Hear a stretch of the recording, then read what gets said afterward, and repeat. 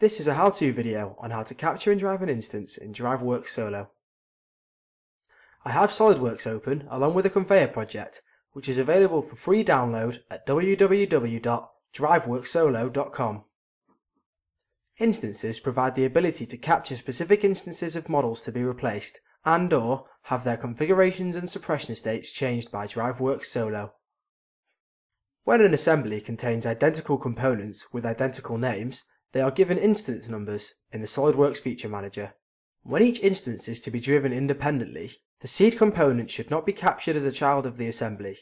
Instead, each instance should be captured using the Instances feature. When driving the configuration or state of each instance, this is all that is required as far as capturing is concerned. But when the instance is to be swapped with a new component, a component and its parameters that are to be controlled must be captured outside the assembly. Here I open up the SolidWorks part that I would like to capture the instances from. In this case, I would like to control what type of conveyor is used according to the form control request.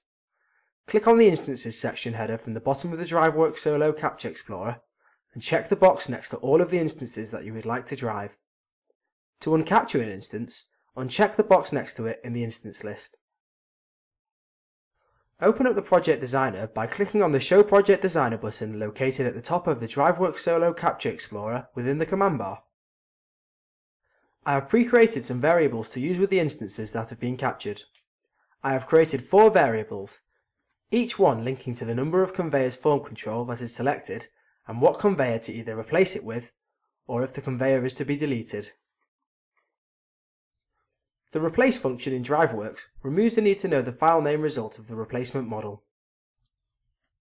When a rule is applied to the file name parameter of a component, selecting that component from the Components tab of the Rule Builder will automatically use the file created. You can now see that the other 3 variables all act in a similar nature, apart from they will either delete or replace other assembly files according to what the form controller specified. Now I will go to the Form Design task heading and have a look over the form controls that have been created on each form. Here on the Details form, we can see that there is a form control, number of conveyors, that links to the variables we looked at under the Define Variables task. Now go to the Model Rules task and click on Refresh to bring through any new captured information. Now put a check in the box next to the part where the instances have been captured.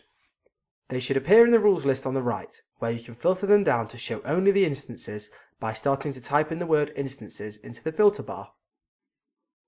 If you double click on the first instance, you'll notice that the Replace function has been used. The second instance is using the variable that we looked at earlier under the Define Variables task. A new DriveWorks Solo 10 feature allows you to edit a variable through the Rules Builder by right-clicking onto the variable text. Now close your Project Designer down before refreshing and capturing your DriveWorks Solo project to bring through and save any new captured information. Click onto the Run Project button located on the DriveWorks Solo command bar, which will enable us to start a new project and see the instances being driven. The first form allows us to enter in some customer-specific information. Populate this form with some information and click on Next to go to the next form. Now we are presented with the number of conveyors form control which we looked at earlier, which is linked to the instance rules. You will see that the form has been created in such a way that the picture updates when the form control value is changed. If you would like to know more about how to set up dynamic form controls, please watch the video entitled Design a Form under the Form Design section within the How-To Videos section of the DriveWorks Solo website. Once we're happy with the values entered on the forms, click onto the Preview button, which will generate a model according to our form control options. DriveWorks Solo will automatically replace and delete the specific instances according to what rules have been created within the DriveWorks Solo project. For more information, click on the Help button at any time whilst using DriveWorks Solo, or visit the online help file, which can be found at help.driveworkssolo.com.